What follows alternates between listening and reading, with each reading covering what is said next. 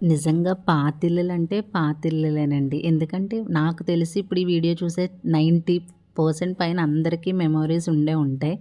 ఇల్లు కూడా ఎలా ఉంటుందంటే ఈ పల్లెటూరులో ఒక 4 గుంతులు స్థలం ఉంటే అందులో 25% మాత్రమే ఇల్లు. మిగతా 3 వంతులు కూడా ఇట్లా స్ ఖాళీగా చాలా ప్రశాంతంగా చాలా అంటే చాలా అనిపిచ్చుద్ది.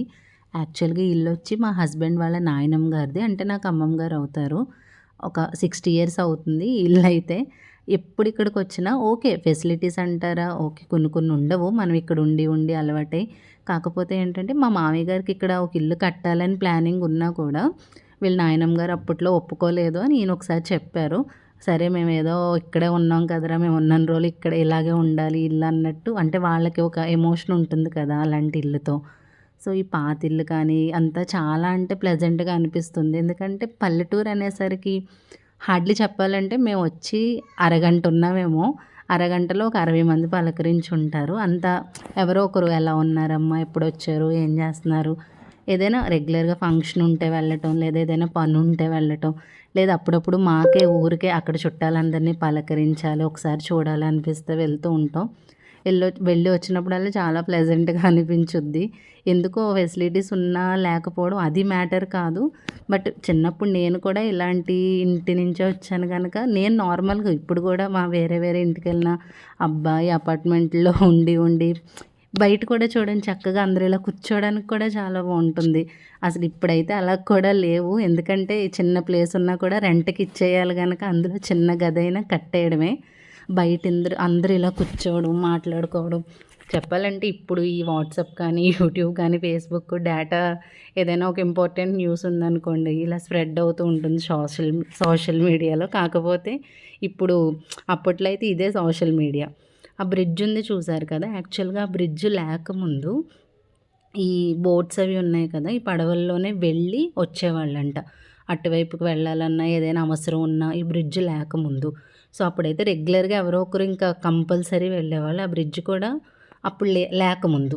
సో, ఇప్పుడు కూడా నార్మల్‌గా ఉన్నాయి. ఎవరైనా కావాలంటే అలా వెళ్ళి రావటం.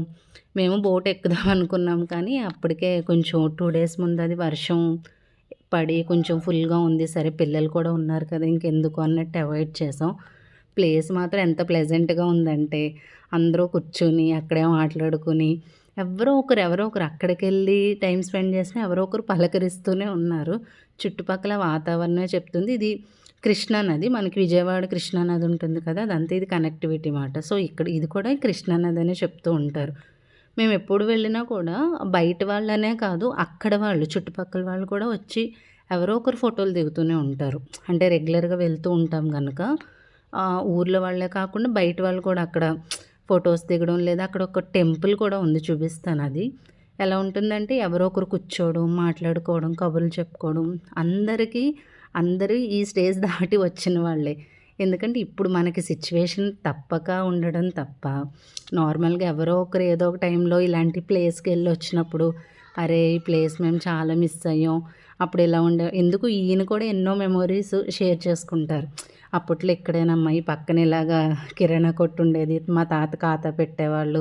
మాకు నచ్చినవి తెచ్చుకునేవాళ్ళం. వెళ్ళిపోతుంటే కూడా చూడండి కారు దగ్గరకొచ్చి మరీ పలకరించారు ఈ బామ్మగారైతే. అంటే అంత ఆప్యాయంగా ఉంటారు. ఇప్పుడు ఇంక ఉండే కొద్దీ అవన్నీ ఉండవేమో అనిపించుద్ది. ఇప్పుడు యాక్చువల్‌గా ఇందాక కింద బోట్స్ దగ్గర నుంచి బ్రిడ్జ్ వ్యూ చూపించాను కదా! ఇది బ్రిడ్జ్ పైనుంచి బోట్స్ వ్యూ మాట.